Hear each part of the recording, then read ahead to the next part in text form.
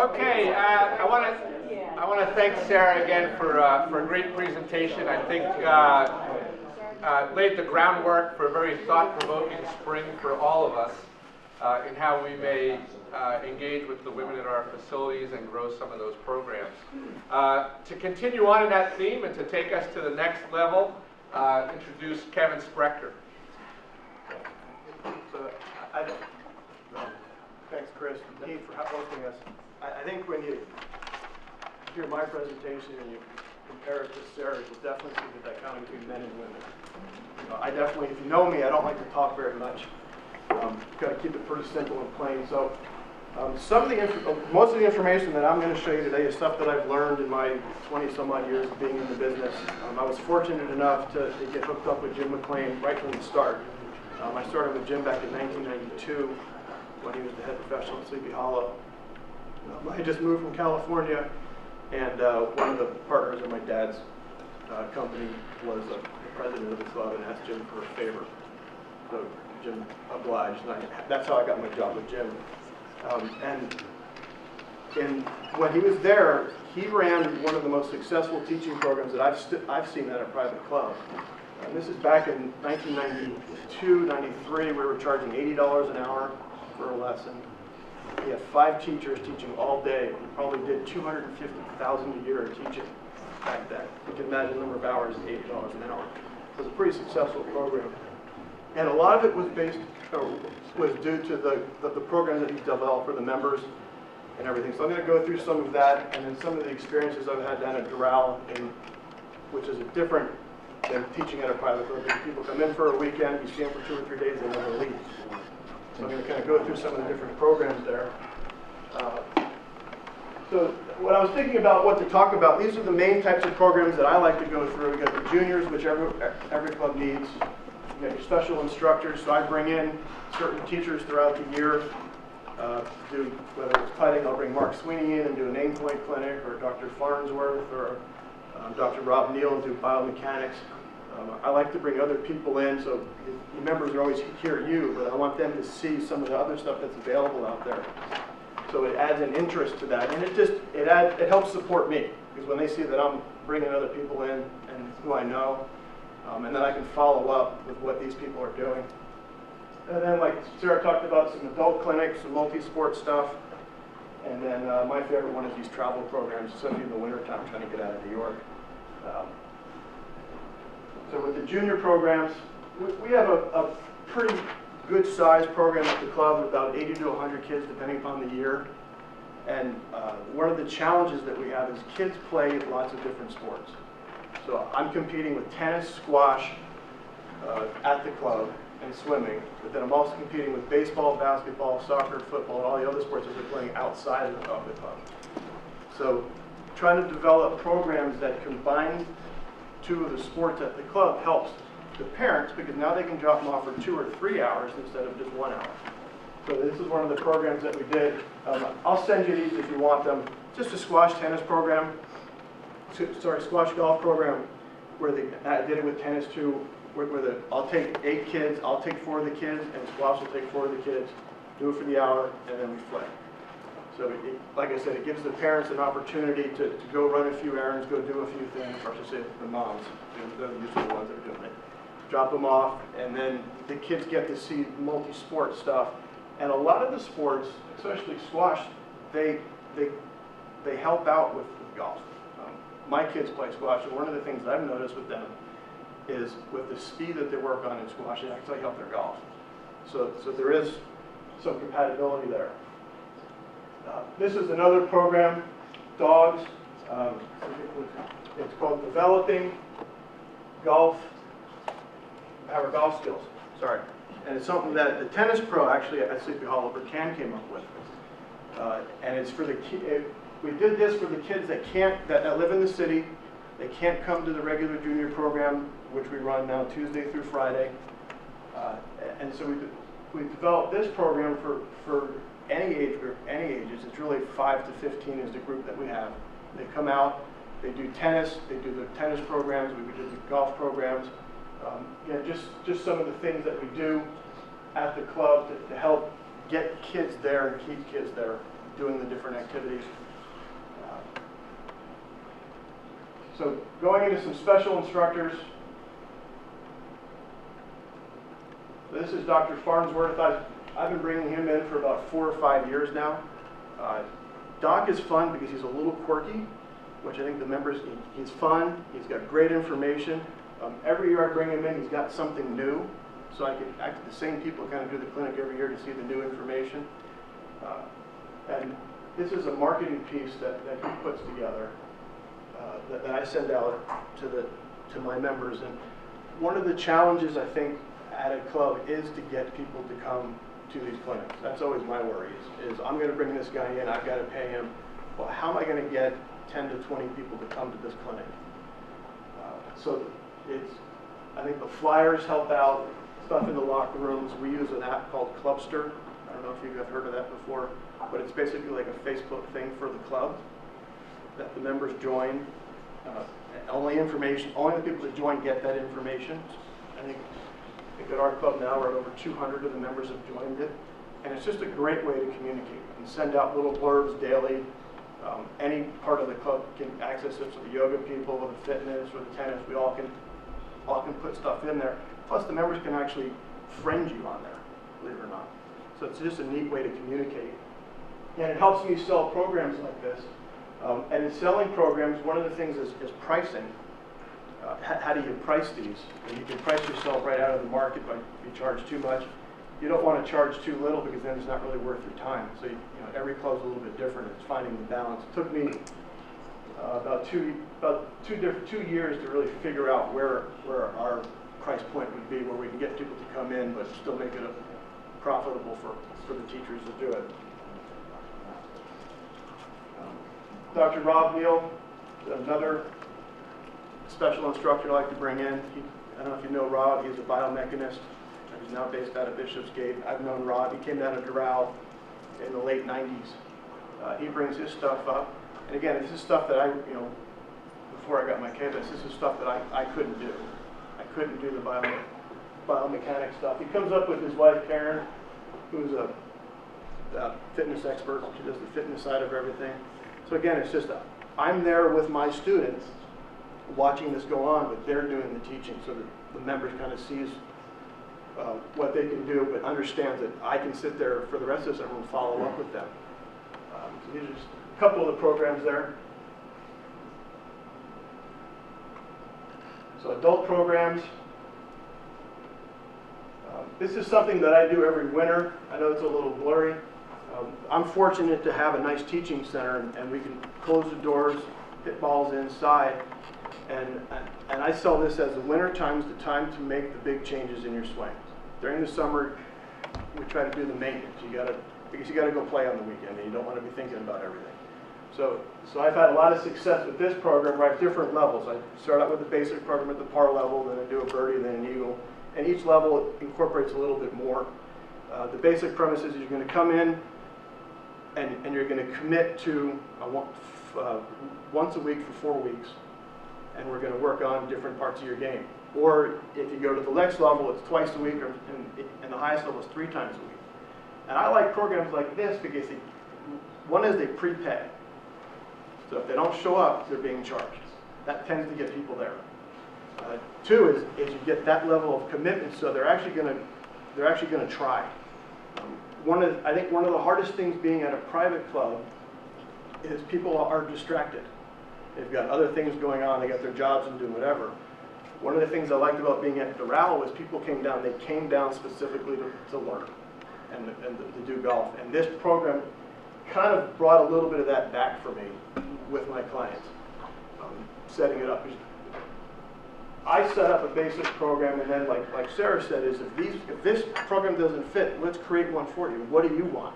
Do you want more fitness involved in it? Do you want more short game?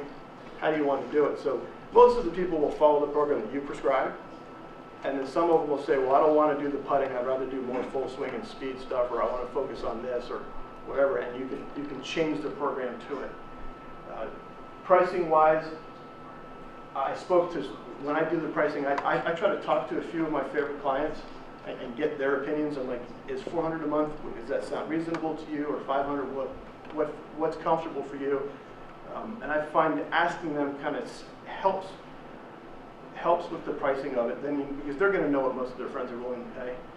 Again, the worst thing is you don't want to overcharge, because then even though you might have a great program and a great facility, if you're going to overcharge, they might not see the value in it. The first year I did it, I charged a little bit less. I charged a little bit less trying to get them into the program, see what it's like. And then the next year I just went up just a little bit, and I've kept it the same price since. I get about 8 to 10 people a winter doing this at the club.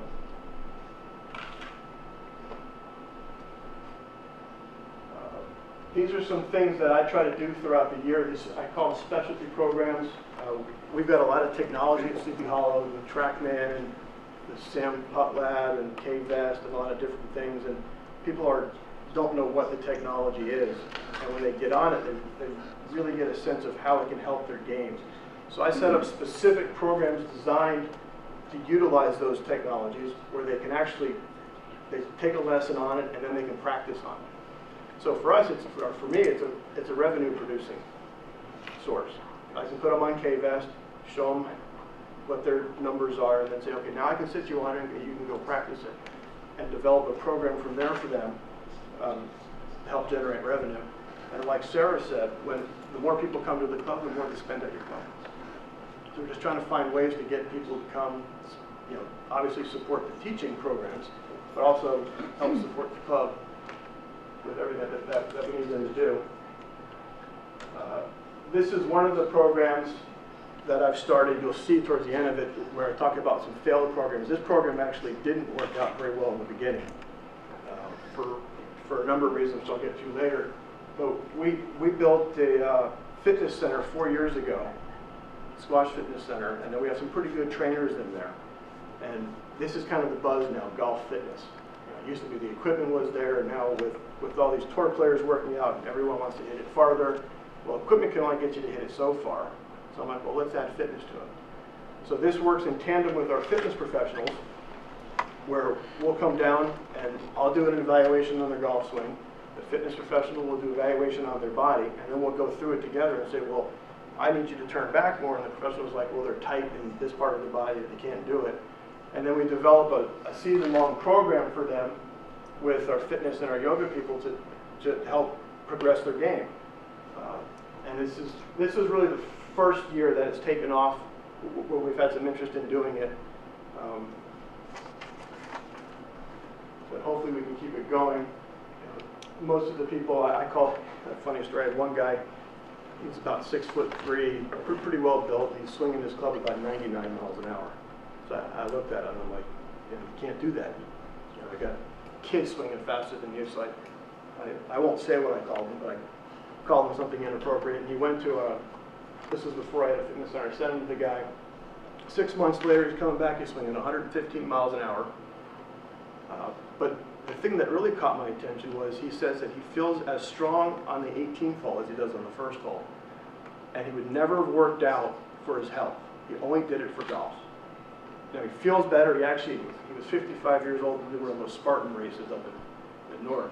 But the fact that we can get people to work out and feel better for golf kind of is what caught my attention to that, which is why I keep trying to push these programs, even though I think we can get everyone to do them. Even if I have 5 or 6 people, I think that's a successful program for me with this. They're just going to tell people, and it's going to continue to grow.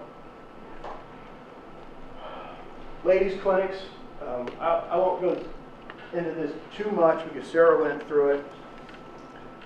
But I think some of the things to consider are what time of day to do it. We used to just set the time of day, and I was sitting there with our female instructor. I'm like, well, why isn't anybody here? It's 9 o'clock, kids are in school. Well, what we forget is after they drop the kids to school, women like to go work out, or they like to go do their whatever chores they have to do. So we ended up asking them what's a good time, and it came up to be a little bit later because it's after their chores but before they got to school. So that's one of the things to take a look at, and I know it's a good idea to talk to your women. What's a good time for them to do these clinics? Obviously, you can't hit everybody, But if a few of the women have kids that are the same age and they say, well, 10:30 is a great time because I'm done with this and it's before I have to go to that, you'll get greater participation that way. And then, you know, like Sarah said, women like to talk. They'll talk to their friends and say, you know, this worked out and it was fun and whatever. And I also think when it comes to cost, women are a little bit more cost conscious than some of the men.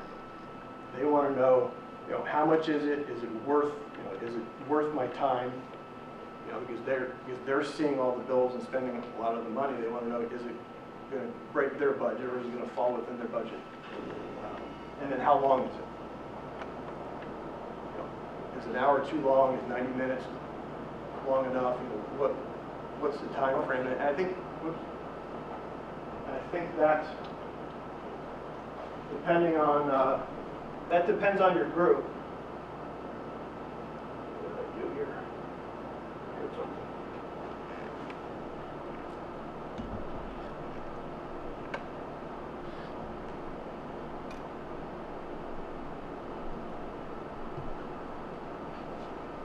Not sure what I did there.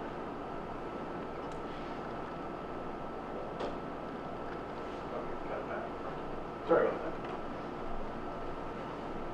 So, and that's one of the things I really learned with dealing with the women is just communicating with them, finding out what fits their program.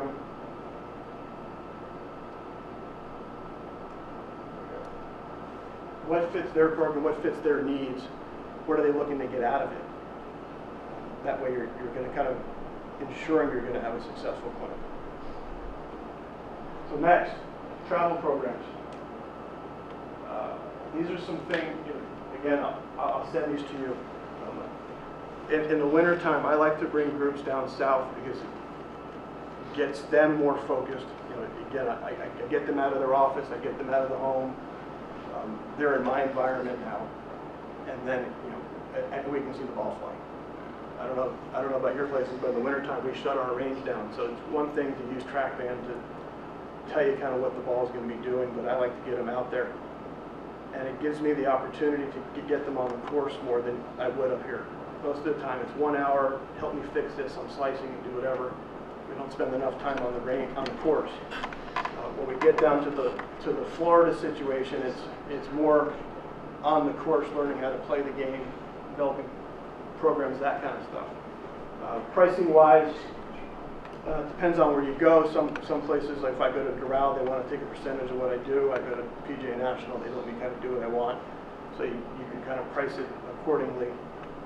Hopefully you have some friends down there that let you work at their places. I've made arrangements with some of the hotels that if I bring X amount of people in, it helps with the pricing there. So that's something you can look at.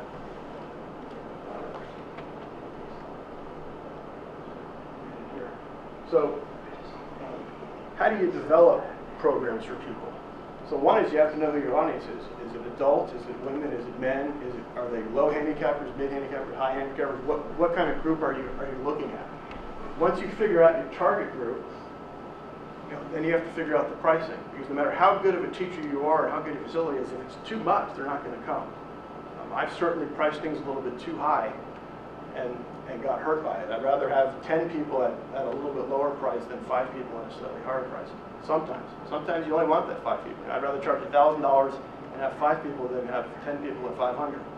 But you got to figure out what works for you as far as teaching wise and what works for your clients. One of the things that I do for the pricing is for group stuff is the first person is my regular hourly rate, and each additional person is half that price, up to a certain number. If I'm doing it one-on-one, if I have 2 teachers, then we kind of do the same thing. So it helps keep the price down for them, but it makes it more profitable for us. That's what programs really, these group programs do for you, is it allows you to make more per hour, which is why we try to offer. This is why I try to offer these, and it makes it more affordable for them. You just have to be careful that you don't get too many people in there at one time, because then it dilutes your time. They don't feel like they're getting enough one-on-one time. I used to do groups of 6 or 7 people at once, and if you got 90 minutes, you can kind of do the math. It's hard to get to everybody all the time. So then you always get people that are complaining that you didn't spend enough time with me, or someone starts hitting it badly, and you're working with someone else, you have a little bit of a problem. So I try to keep, for me, groups down to about 3 or 4 people at a time. I make a little bit less per hour, but I know they're getting more for the value, and I know they're going to come back and do it. And then the amount of time that you schedule the clinics or the group sessions, again, is depends on your people. Is it a group of 20 handicappers? They're probably not going to go 90 minutes of full swing. So if you're going to do 2 different categories, maybe 45 minutes of long game and 45 minutes of short game, that could work. But if you're just going to focus in on one area, you might want to keep it shorter. And even though some of them become the supervised practice, that's kind of what they need at that level. If you're dealing with your better players, where it's 12 and under handicaps, people that can hit the ball more consistently and swing more consistently, you don't have to do that as much. So you have to know who are you targeting this for, and what can they handle.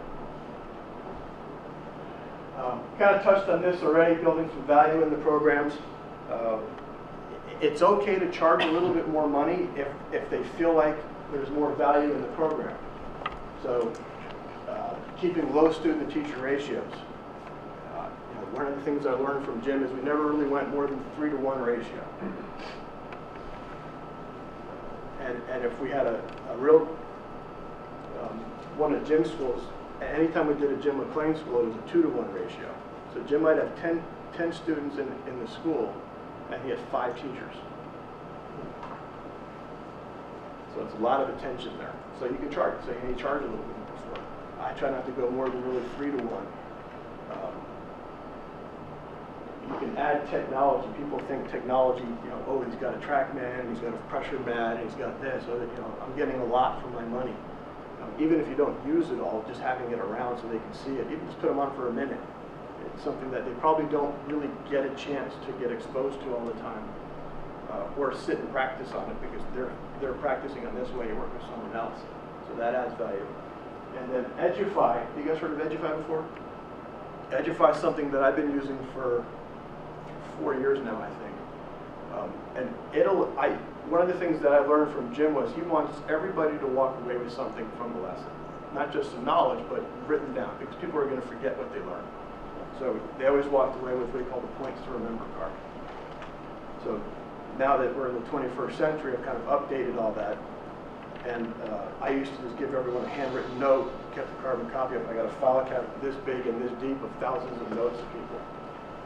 And I went back to it so I know what I did with them the last time.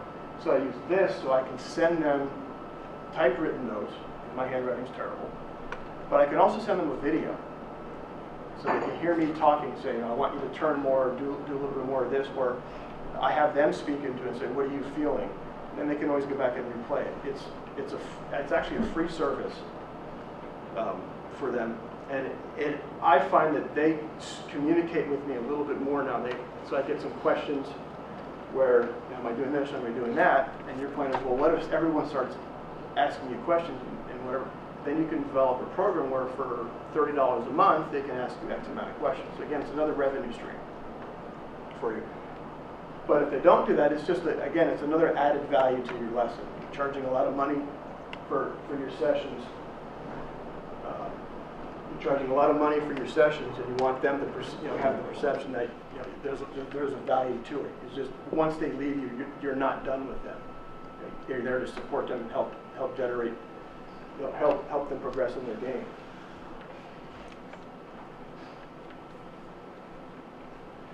So I wish it was a little bit clearer.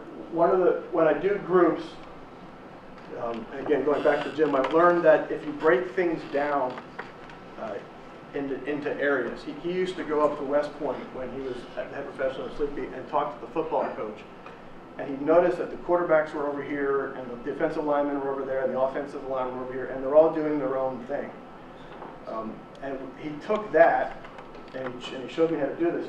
We take that and we do this amount of short game. I go group 1 over here doing short game, group 2 doing pitching or driving, group 3 doing this. And I find it helps people compartmentalize the way they learn. So even if it's just a group of 3 and you're with them in each area, you start out doing one area for 15, 20 minutes and then go around, and you'll find that when you teach, if people really don't have an attention span to sit there and hit balls for 30 minutes. they start wandering, they're looking off, they're going to switch clubs, they lose focus. So I try to keep my groups to about 15 or 20 minutes for a group of 3 or 4, maybe a little bit longer if it's a larger group, and kind of travel and have them go around to different things. And it really helps with kids. Kids' attention span is about 90 seconds, and then they want to do something else. And I do my kids, when I do programs like this, I do them in much smaller time span. I'll give them 10 to 15 minutes of whatever we want to do, and then move to the next subject. And they're going to wander, and let them, their minds are going to wander, and that's fine as long as you get them back into it. One of the things I did this winter, hold on, this is just another program. Again, I'll send this to you. This is what we do with our juniors. Kind of, I don't know if you can see it, but 9:25 is ball striking. 9:45 we do. Let me read it from here. 9:45 we'll do different drills. And then we go 9:55 we're doing this, and then at 10:15 we're doing that. And kind of it lays it out. And then I also give this to them to give to their parents, so the parents can see what we've done. If I do it for, if they have an Edify account, I'll post it to that. And one of the things that, when it comes to kids, is parents want to know, one, what are they doing, and two, are they learning something? The worst thing to hear is when Mrs. Smith picks up their son and says, "What did you learn today?" And the kid said, "I don't know," or "I don't remember." So I like to give out these programs to the parents for everything, and it gives you a timeline to follow as well when you're going through it, because you can get distracted when you're playing or when you're working with them. All right. So what hasn't worked? I'm sure you've tried some things and you wonder why it hasn't worked. So I've tried a couple of men's clinics over the years at my club, and even golf schools. When I first got to Sleepy Hollow, I came from a very strong golf school background. So like, this is going to be great. I'm going to take this knowledge, apply it to the club, and it's going to be a home run. Wrong. Failed. And I think part of the reason why was people are just too distracted. They can't give up 5 hours a day. No one wants to give up 5 hours of their weekend to learn. They want 1 or 2 hours, and then because they want to go play, they got family obligations. One of the problems I had at my club was I started to do clinics on Sundays, and a lot of my members go to church Sunday mornings. Being Jewish at a non-Jewish club, it's something you didn't really realize until after the first year that a lot of people are at church and they don't come out until the afternoon. So it was something I had to take into account. So let me pull up a couple of programs here. So this was the golf fitness program that I tried out. Like I said, we didn't have a fitness facility when I first started this, so I had to send them off-site or bring somebody on-site. It didn't work out too well. The timing of it was tough, trying to get a group of people to come at the same time. As you probably well aware of, to get 3 or 4 people or even 5 people to come at Saturday at 4 o'clock is not easy. So that didn't work out. And then I don't think I gave enough detail in the original program. If I go back to the other one, you can see it. There was a lot more detail on what we're going to cover, why it's good for you, how it's going to help you out, what is it going to do for you. Versus this, it just kind of tells you very little. Here's a program we're offering, come on out, just because we are who we are. So stuck with it, and it ended up working out. This was another program that didn't really work out, the Get Golf Ready program. Again, I thought I had it all there, had all the information. We're doing long game, short game. I thought the pricing was good. We were doing it in May, and as it turned out, the weather in May that year was terrible, and no one came out for it. There was very little interest in it. Still haven't figured out why, so I just kind of dropped it. That's my content. There's one more slide that I wanted to show you. Let's see if I can find it. I must have forgot. Might not have there. It's a winter program. I don't know where it is, but in the winters, I was talking about the juniors,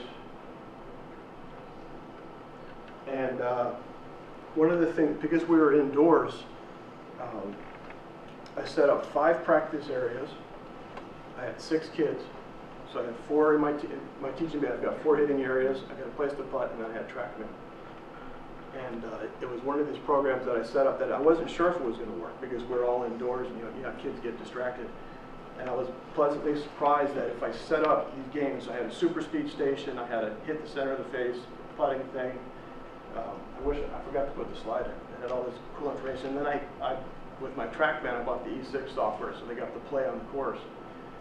And it was surprisingly successful because the kids, you know, at the end of it, you kind of listen. The parents picked them up and said, "Oh, it was so much fun." I didn't think it was that great, but I heard from them how great it was. So you never know if a program is going to work or not. I just kind of tried it, and I didn't think it actually worked out. I was actually surprised that, like I said, that they liked it being indoors for 90 minutes, just hitting balls into it, and the ball only flew 10 feet. So my point to that is you just never know what's going to work or what's going to keep kids interested. Because how much fun is it hitting balls into a net for 90 minutes? But it actually, they ended up liking it. So that's kind of my little spiel there. Not much to it. You know, trying to keep it interested for your members. Try different programs. Sometimes it's okay just to try it and see if it works out. You know, kind of the shotgun effect. Hopefully one of them will stick. I've tried that too. Any questions about that, Kirk? Is that just specifically for your members when it comes to like the coaching programs, or do you try to balance out your non-members, and how do you set your priorities to how many people can be non-members that you coach? It's for both non-members and members. I have to be careful that the non-member programs don't interfere with member programs. I don't mix them though. Oh, you don't? I don't mix them. Charge different? Charge different. There's a slide up charge for non-members. When it comes to the specialty teachers, those are the only ones I will mix. But I try to keep it at a 75-25 ratio of members to non-members. Sometimes it doesn't always work, but I try to keep it at that ratio. So just to make sure the club doesn't feel like I'm bringing other people in and taking advantage of it. But even in the specialty programs, I will charge non-members a little bit more than the members. You try to separate it more than try to keep the members in these coaching programs, and maybe non-members just more to just separate lessons? No, I'll do these programs for the non-members too, just at different times. I won't let them in. I won't let them. Members will be Tuesdays and Wednesdays, or Tuesdays and Thursdays, and non-members will be Wednesdays and Fridays. Unless the non-member is the guest of a member, then they can come to the member program side. Steve? And the specialty programs that you have when you have Farnsworth come in, is it typically a full-day program, half-day program, or how many members might you involve in the whole entire program? Like Doc, for example, doesn't like to have more than 10 people, so I'll keep it at that size. And I go probably 2 or 3 hours at the most. I think people will, for a specialty program like that, they'll commit that much time. Half-day programs tend to be tough. Again, I think, like I said before, it's the timing of it. No one can so get away from it. So it's it's a one, like 10 person group for 2-3 hours, and that's 2 or 3 hours it. in the morning and 1 in the afternoon. Okay. I'll offer 2. Okay.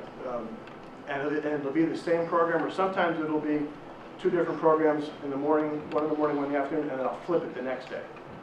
So on Saturday it'll be putting in the morning and speed training in the afternoon, and the other day I'll flip it around. So just try to accommodate as many people as we can. Yeah. How do you price those when you have a guest? The guest instructor? What I'll do is I'll ask the guest instructor what their fee is. And they usually have a set fee. They say, I need to make X amount of dollars for this to work. And then I'll add in a little bit for whatever teachers, whatever I'm going to, if I'm doing it, or whatever the other teachers are going to do it to cover for my time. And then if there's any food and beverage involved, I'll just kind of add that in. Again, I try to make sure we don't get it too high. Doc's actually very good. He just likes to do a 50-50 split. Don't tell him I said that though. Yeah. So you give us many examples of your different programs. When it comes to your women students, do they tend to flock towards a certain type? Like, will you get a lot of your women clients for the guest instructors or for the technology, or do they prefer one style over the other? I don't get too many women in the guest instructor stuff, because usually they feel like I'm not good enough. Trying to convince them that they are is the one thing, but so I usually get that response saying I'm not good enough to spend, to do the 3D or do the putting or whatever. So I don't get too many for that. The programs, I don't personally do too many women, teach them myself. Carla, who's our female teacher, sets them up. And one of the programs that she does a lot of, she calls it the Nifty Niners. I think having catchy names like that helps. It's more for your beginning women who are just starting out, and it's a little bit on the range, and then they go on the course and do some different things. And I think keeping it social, like Sarah said, is important. Making sure it's not too much of a military type of a atmosphere. So again, for me, I don't like to talk a lot. So for me, the social aspect is tough, which is why I like Carla to do it. But having that atmosphere to it, a little bit more relaxed, but make sure they learn just a few things. I think one of the things with beginning golfers, or even your intermediate golfers with women, is they can get confused pretty easily. You tell them one thing and they hear you tell somebody else something else, like, well, why didn't you tell me that? I'm like, well, that's not for you, and then they can go off. They can get confused that way. So you have to be careful with the information with that. But I think keeping it social, keeping them moving, just as in any group. I don't teach men and women differently. You have to communicate with them differently, but they're still athletes. So I still teach them the same. It's just you got to learn how to say things differently or explain things differently to them. John?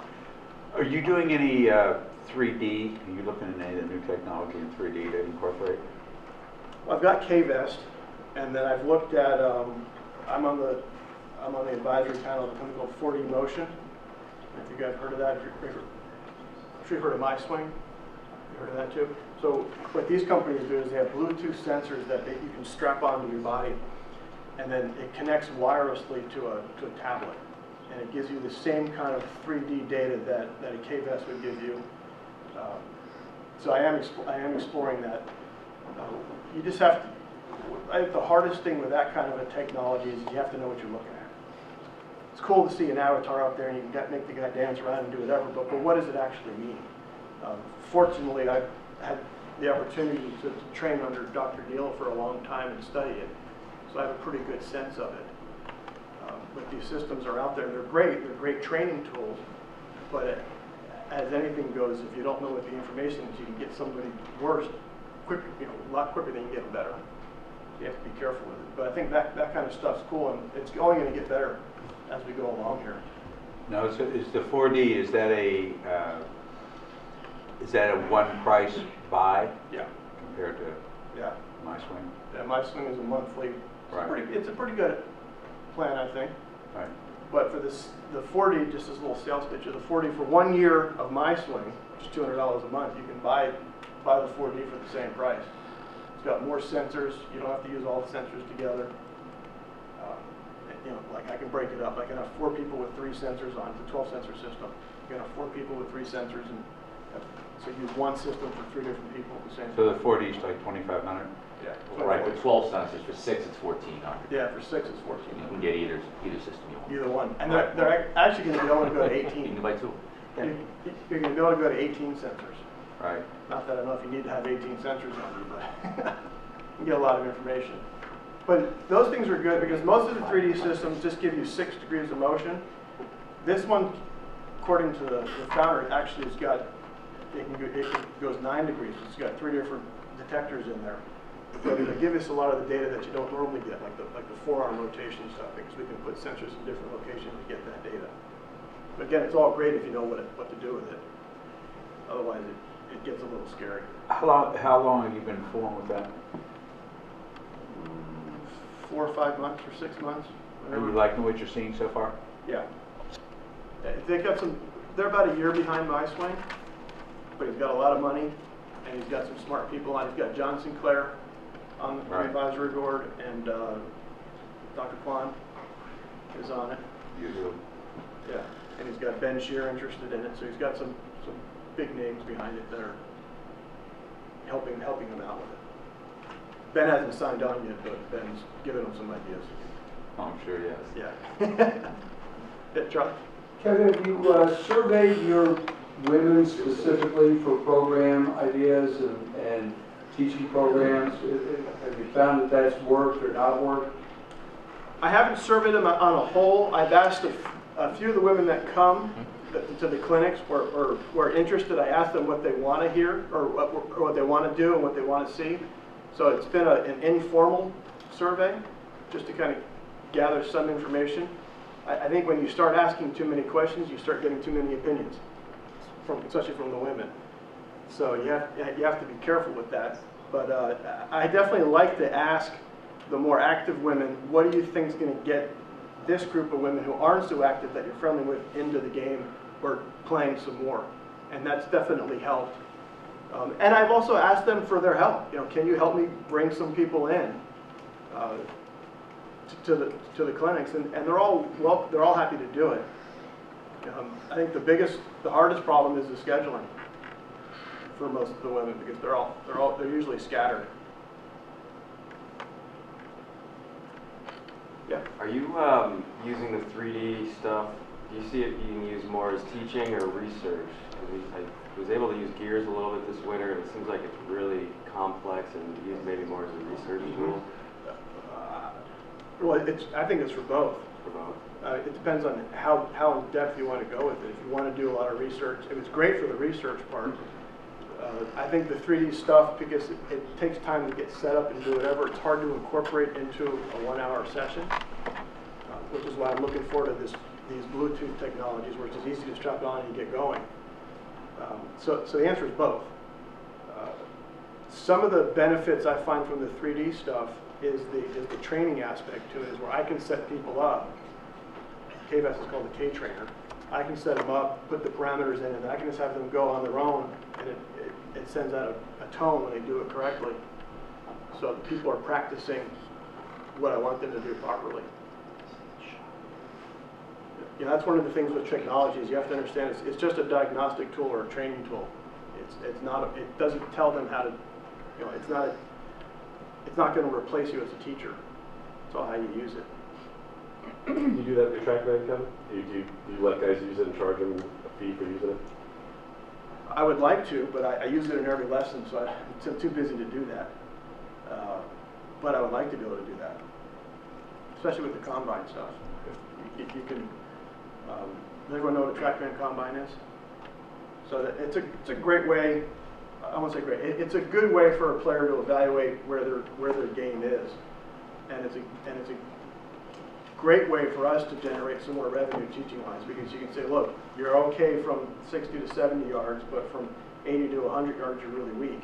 Well, let's go work on that. Set up a program according to that using the Trackman. I think the technology will help, especially Trackman and like the Sam Putt Lab.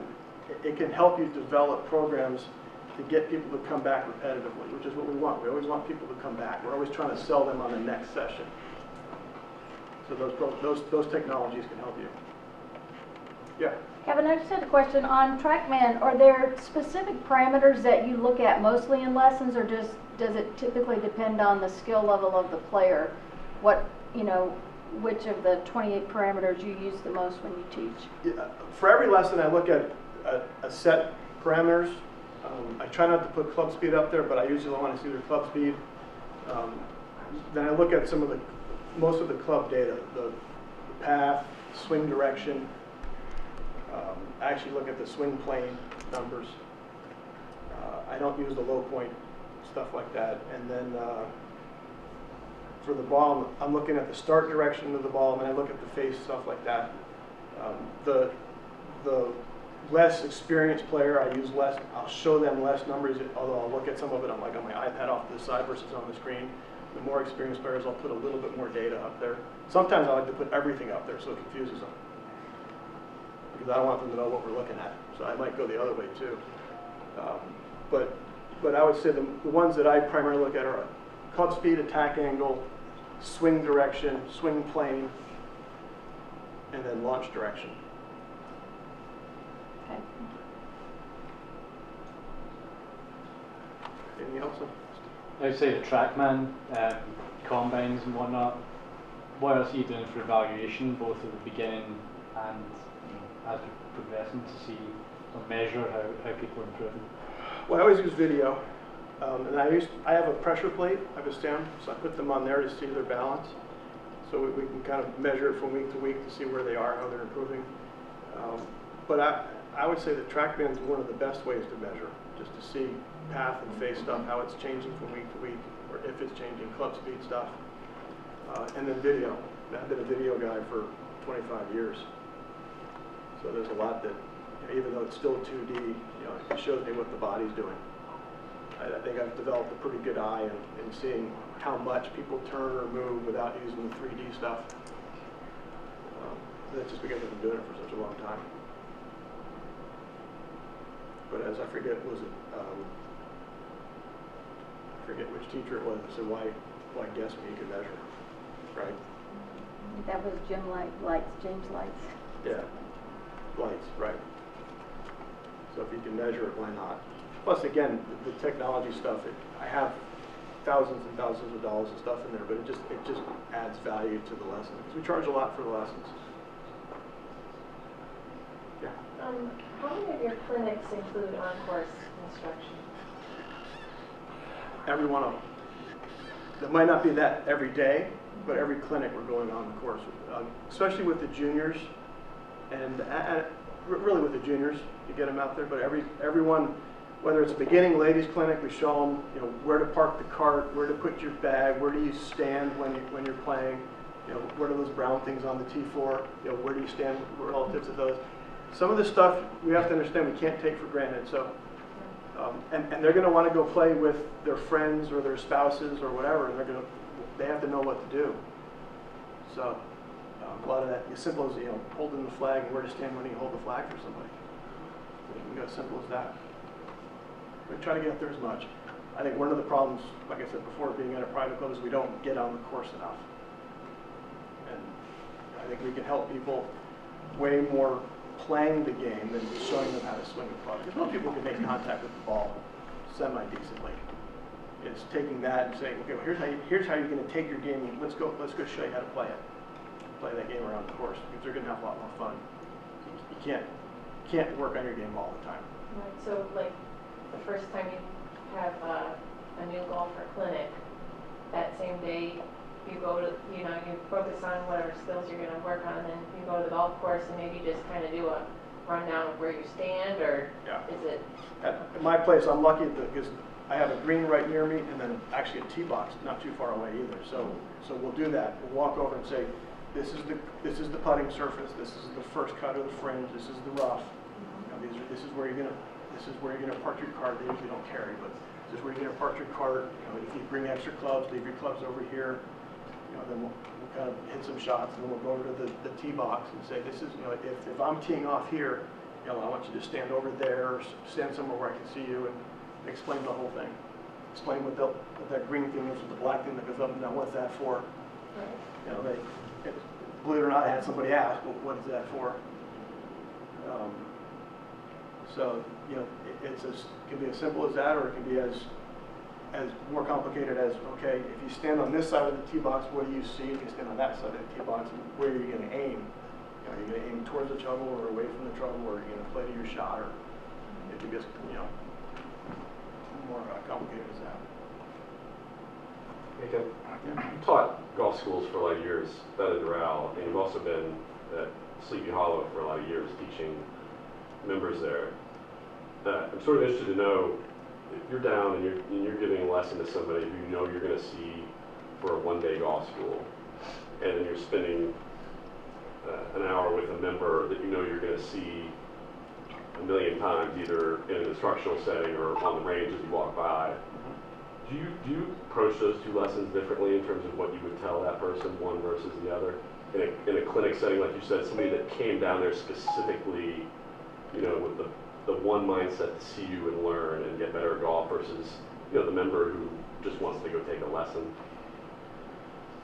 Well, if the member's going to take one lesson one-off, it's a different lesson than I know if they're going to come every week or practice. So yeah, it's different information. I'm just going to give the person who's going to come once or twice this summer, just very little information and let them go along.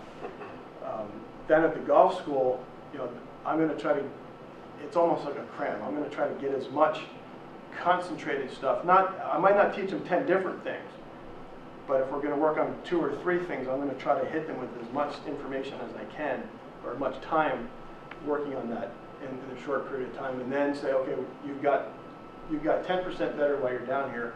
Here's a program that you should try to follow on your own while you're away. Where the member, I know they're going to, you know, let's say they're going to come back. I'm going to say, well, here's where we're going to work on A, and let's just call it swing path. It's going to work, or your swing direction. You're swinging too much to the left, I want you to swing more to the right. We're going to work on that, and then we're going to just kind of focus on that. So it'll become more of a supervised practice with that. To have them do it, and we're down and we're out, won't be. It's more intensive.